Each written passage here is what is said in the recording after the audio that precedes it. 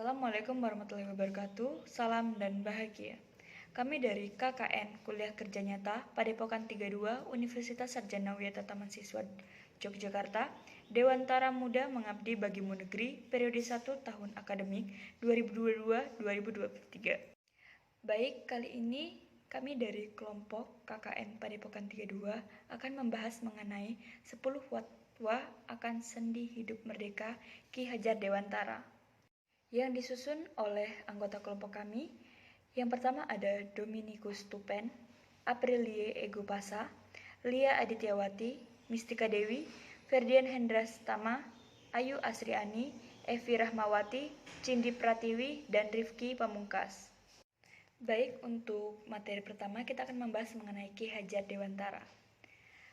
Raden Mas Wardi Suryaningrat atau sering dikenal sebagai Ki Hajar Dewantara adalah sosok yang lahir di Yogyakarta pada tanggal 2 Mei 1989 dan dinobatkan sebagai Bapak Pendidikan Nasional. Ia membantu bangsa Indonesia untuk melepaskan diri dari perbudakan menuju kemerdekaan melalui pergerakan dalam bidang pendidikan.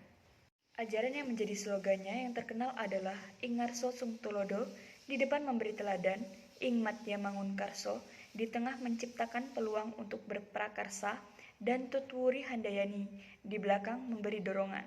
Ki Hajar Dewantara terkenal sebagai sosok pendiri perguruan taman siswa sebagai tempat untuk menyebar cita-cita kelompok Sarasehan Selasa Kliwon yang bersemboyan memayu hayu salira memayu hayu bangsa memayu hayu manungso. Semboyan tersebut memiliki arti mengabdi kepada kebaikan manusia sebagai pribadi, bangsa, dan umat manusia sedunia. Sekolah pribumi pertama telah menjawab sistem dan metode pendidikan ala kolonial yang dicetuskan sejak politik etis diterapkan di Hindia Belanda tahun 1901. Prinsip yang dianut oleh Taman Siswa adalah sistem Among yang merupakan konsep pengajaran berdasarkan kodrat alam dan kemerdekaan. Perguruan Taman Siswa didirikan pada 3 Juli 1922, merupakan sekolah formal pertama milik pribumi, didirikan pertama di Yogyakarta, kemudian berkembang dengan pesat di daerah-daerah lain seperti Semarang, Jakarta, Surabaya, Purwokerto, hingga merambah ke Sumatera dan Kalimantan. Sistem Among adalah sistem belajar mengajar dan cara menjaga, membina, dan mendidik anak dengan kasih sayang. Seorang yang menjadi pamong atau pengasuh atau pengajar memiliki kepandaian dan pengalaman lebih dari yang diamong atau siswa. Pamong bertugas mendidik dan mengajar anak sepanjang waktu. Tugas sistem Among adalah membangun anak didik menjadi manusia yang beriman dan bertakwa, merdeka, lahir dan batin, budi pekerti, luhur, cerdas, dan berketerampilan, serta sehat jasmani, rohani agar menjadi anggota masyarakat yang mandiri dan bertanggung jawab atas kesejahteraan tanah air serta manusia pada umumnya.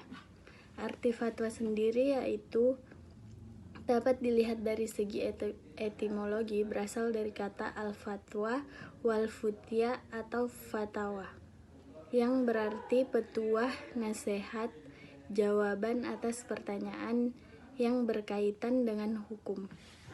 Ajaran hidup dan cita-cita Ki Hajar Dewantara. Taman Siswa adalah wadah dan wujud ajaran hidup Ki Hajar Dewantara yang berupa asas, sendi organisasi, sistem pendidikan, dan cara-cara kebiasaan hidup sebagai syarat pelaksanaan cita-cita kehidupan Taman Siswa. Ki Hajar Dewantara memberikan kitab bundelan dan beberapa ajarannya yang disebut 10 fatwa akan sendi hidup merdeka. Saya Evi Rahmawati, NIM 2019 008040. Di sini saya akan menjelaskan lawan sastra mesti mulia, yaitu dengan pengetahuan kita menuju kemuliaan. Inilah yang dicita-citakan oleh Ki Hajar Dewantara dengan taman siswanya. Untuk kemuliaan nusa bangsa dan rakyat serta Hirjadayuningrat Pangruwati Ngenduk ilmu yang luhur dan mulia menyelamatkan dunia serta melenyapkan kebiadaban. Fatwa ini adalah juga candra sengkala mencatat lahirnya Taman Siswa pada tahun 1922. Yang selanjutnya suci tata ngesti tunggal, dengan suci batinnya, tertib lahirnya menuju kesempurnaan sebagai janji yang harus diamalkan oleh tiap-tiap peserta perjuangan Taman Siswa. Fatwa ini juga sebagai candra sengkala mencatat lahirnya Persatuan Taman Siswa pada tahun 1923. Saya Aprile Gopasya ingin melanjutkan presentasi mengenai hak diri untuk menuntut salam dan bahagia. Berdasarkan asas Taman Siswa yang menjadi syarat hidup merdeka berdasarkan pada ajaran agama bahwa bagi Tuhan semua manusia pada dasarnya sama haknya dan semua kewajibannya. Sama haknya mengatur kehidupannya serta sama haknya menjalankan kewajiban kemanusiaan. Untuk mengajar keselamatan hidup, lahir, dan bahagia, salam untuk batinnya. Jangan kita hanya mengajar keselamatan lahir, dan jangan pula hanya mengajar kebahagiaan hidup dan batin. Nah, yang keempat, salam bahagia diri tak boleh menyalahi damainya masyarakat. Sebagai peringatan bahwa kemerdekaan diri kita dibatasi oleh kepentingan keselamatan masyarakat. Batas kemerdekaan diri kita ialah hak-hak orang lain yang seperti kita masing-masing sama mengajar kebahagiaan hidup. Segala kepentingan bersama harus diletakkan di atas kepentingan diri masing-masing akan hidup selamat dan bahagia. Apabila masyarakat kita terganggu, tidak tertib dan damai, janganlah mengucapkan hak diri. Kalau tidak bersama-sama dengan ucapan tertib, damainya masyarakat. Agar jangan sampai hak diri itu merusak hak diri orang lain sesama kita. Yang berarti merusak keselamatan hidup bersama. Yang juga merusak kita masing-masing. Baik, selanjutnya saya akan menjelaskan tentang kodrat alam penuju untuk hidup sempurna.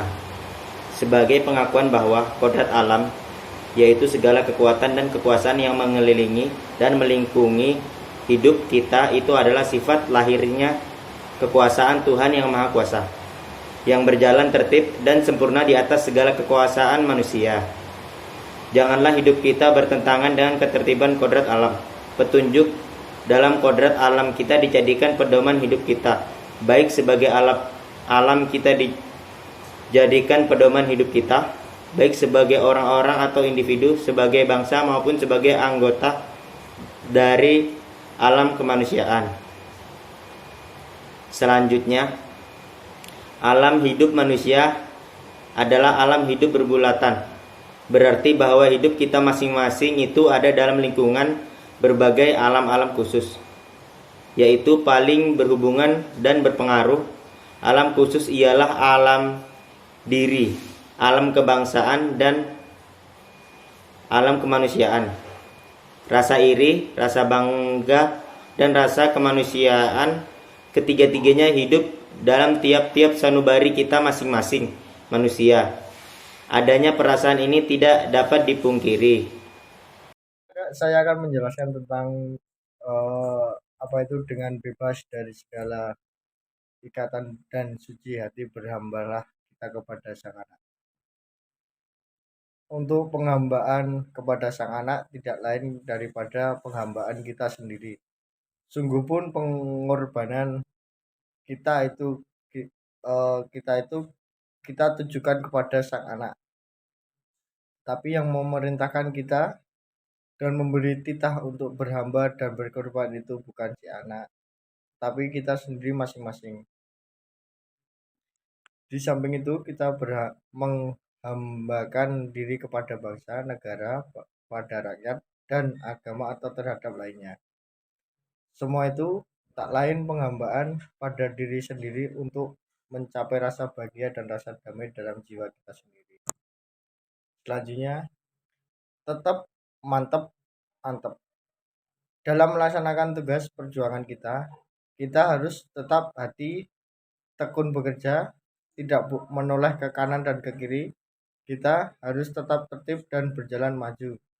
Kita harus selalu mantap, setia, dan taat pada asas itu. Teguh iman hingga tak ada yang akan dapat menahan gerak kita atau membelokkan aliran kita.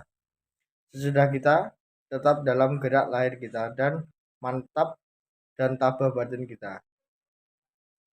Segala perbuatan kita akan antep, berat, berisi, dan berharga. Tak mudah dihambat, ditahan-tahan, dan dilawan oleh orang lain. Untuk berikutnya kita kembalikan akan dilanjutkan oleh teman saya. Terima kasih. Oke, baik, selanjutnya saya akan menjelaskan tentang ngandel, kendel, bandel, dan kandel. Kita harus ngandel, percaya jika kepada kekuasaan Tuhan dan percaya kepada diri sendiri. Kandel, berani tidak ketakutan dan was-was oleh karena kita percaya kepada Tuhan dan kepada diri sendiri. Bandel yang berarti tahan dan tawakal. Dengan demikian maka kita menjadi kandel, tebal, kuat lahir dan batin kita, berjuang untuk cita-cita kita. Selanjutnya ada neng, ning, nung, dan neng. Dengan meneng, tentram lahir batin, tidak nervous. Kita menjadi ning, wening, bening, jernih pikiran kita, mudah membedakan mana hak dan mana batil, mana benar dan salah. Kita menjadi nung, hanung, kuat sentosa, kokoh lahir dan batin untuk mencapai cita-cita kita. Akhirnya, nang, menang dan dapat wewenang, berhak dan kuasa atas usaha kita. Baik, sekian pemaparan materi dari kelompok KKN Padepokan 32 mengenai 10 fatwa akan sendi hidup Merdeka Ki Hajar Dewantara. Sekian dari kelompok kami. Jika ada salah kata atau pemaparan materi yang kurang lengkap, kami mohon maaf. Assalamualaikum warahmatullahi wabarakatuh. Terima kasih. Salam.